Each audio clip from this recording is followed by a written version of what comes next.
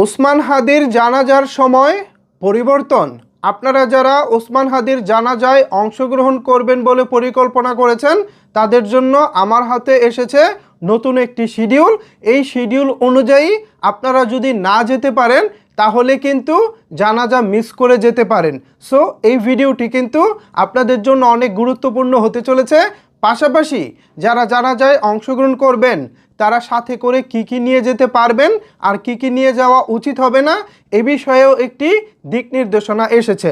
So আপনারা যারা জানাজায় অংশগ্রহণ করবেন তাদেরকে অনুরোধ করব ভিডিওটি মনোযোগ সহকারে দেখার জন্য।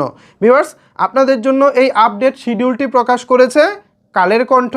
এখানে তারা শিরোনাম করেছে শহীদ ওসমান হাদির জানাজার সময় পরিবর্তন। মূল খবরে বলা হচ্ছে ইনকিলাব মঞ্চের মুখপাত্র শহীদ শরীফ ওসমান হাদির জানাজার সময় পরিবর্তন করে দুপুর 2টায় করা হয়েছে। শুক্রবার 19 ডিসেম্বর প্রধান উপদেষ্টার ফেসবুক পেজের এক পোস্টে এ তথ্য জানানো হয়।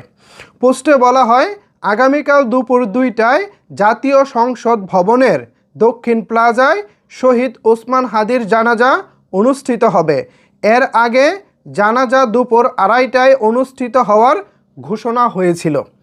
পোস্টে সবাইকে সতর্ক করে বলা হয়, শহীদ ওসমান হাদির জানাজায় যারা অংশ নিতে আসবেন তারা কোনো ধরনের ব্যাগ বা ভারী বস্তু বহন না করার জন্য বিশেষভাবে অনুরোধ করা যাচ্ছে।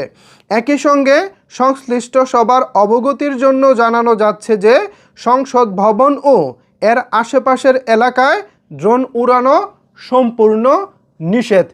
সো এখানে আপনারা যেটা জেনেছেন সেটা হলো দুপুর 2:30টার পরিবর্তে জানাজা অনুষ্ঠিত হবে ঠিক দুপুর 2টায় এবং আপনারা সাথে করে কোনো প্রকার ভারী কোনো জামা কাপড় এবং কোনো ব্যাগ সাথে নিয়ে যেতে পারবেন না।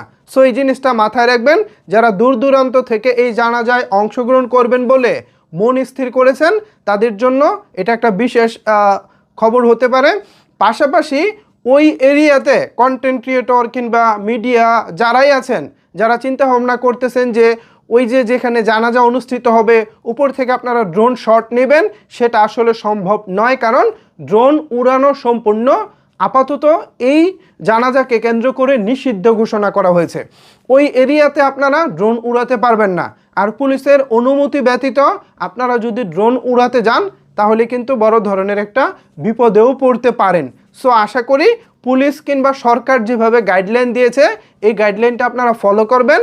আর ঢাকা শহরের যানজট এই সব কিছুকে মাথায় রেখে চেষ্টা করবেন একটু আগে ঘর থেকে বা বাসা থেকে বের হওয়ার জন্য। বিকজ 2টার পরে গেলে কিন্তু আপনারা আর জানাজাটা পাবেন না। যেহেতু 2টা বাজে সময়, আপনারা চেষ্টা করবেন সেখানে 1টার ভিতরে থাকার জন্য। 1টার ভিতরে থাকতে বললে যেটা হবে জুম্মার নামাজটা শেষ করে আপনারা জানাজায় অংশগ্রহণ করতে পারবেন। সো এটা আপনাদের জন্য একটা মোটামুটি স্বস্তির একটা বিষয় হবে। কিন্তু অনেক দূরান্ত থেকে এসে জানাজা পাবেন না, তাহলে তো আসলে আপনাদের কষ্টটা বৃথা যাবে। সো সেই জায়গা থেকে আপনাদের জন্য এই দিক নির্দেশনাটি ছিল। এ বিষয়ে আপনাদের মতামত জানাতে পারেন নিচের কমেন্ট বক্সে। ধন্যবাদ সবাইকে এতক্ষণ আমার সাথে থাকার জন্য।